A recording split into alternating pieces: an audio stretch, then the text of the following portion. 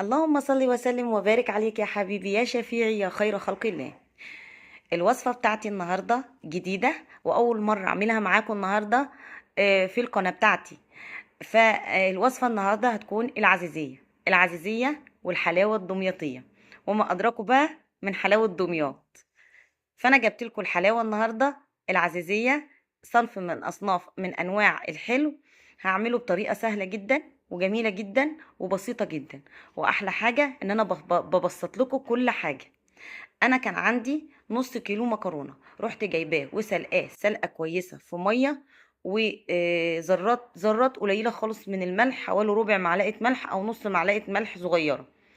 وهروح سلقاه بقى في المية بتاعتي لغاية لما يستوي خالص. انا عايزاها تستوي خالص، يعني تستوي تبقى يعني يكاد انها مهرية مش سوية كمان. انا عايزاها تستوي للاخر.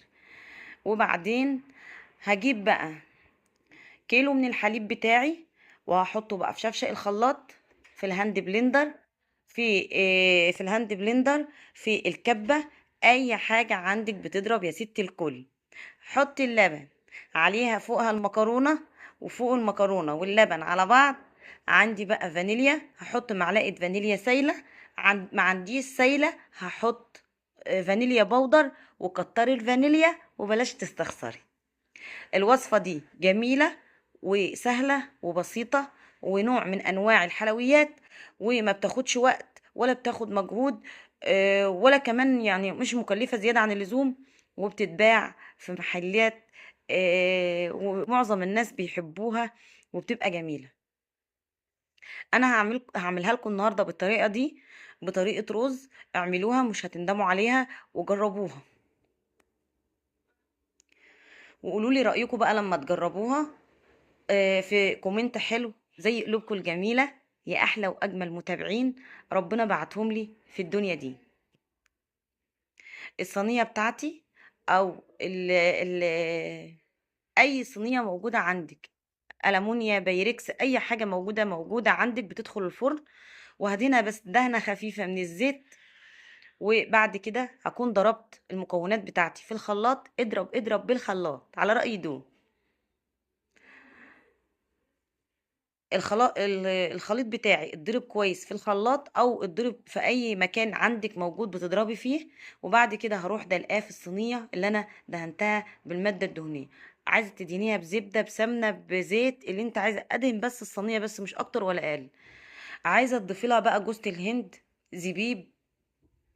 مش حابه خلاص، يعني عايزه تسيبيها ساده كده زي ما انا سبتها ساده عادي. وبعد كده دخلتها الفرن على الرف الوسطاني، نار عالية من فوق ومن تحت. انا مش عايزاها هي خلاص يعتبر كل حاجة مستوية، انا عايزاها بقى تلملم نفسها مع نفسها وتجمد وتوصل للقوام والجمال والحلاوة اللي انتوا شايفينه ده. فعلى الرف الوسطاني اللي في الفرن، وهروح حاطة الصينية بتاعتي القمر دي، وهسيبها بقى تعيش حياتها. هتاخد لون الصينية من تحت، وهتاخد لون من الشبكة من فوق. هروح مطفية عليها ومطلعاها. سيبيها تهدى مع نفسها وتفك خالص مع نفسها. هتلاقيها بالحلاوه دي وبالقوام دي، وكانت متماسكه. والله العظيم انا كنت بقطع فيها وشوفوا متماسكه ازاي وجميله ازاي، وهي كمان لسه سخنه، يعني كمان ما بردتش. كل ما بتبرد كل ما بتشد معاكي، والقوام بتاعها بيبقى جميل جدا. عاوزه تزينيها باي حاجه زينيها، بس هي العزيزيه هي حلاوتها كده، حلاوتها انها تبقى ساده، ساده وبس. واتمنى لكم يا رب تجربوها، واتمنى ان هي تعجبكم وتنال رضاكم.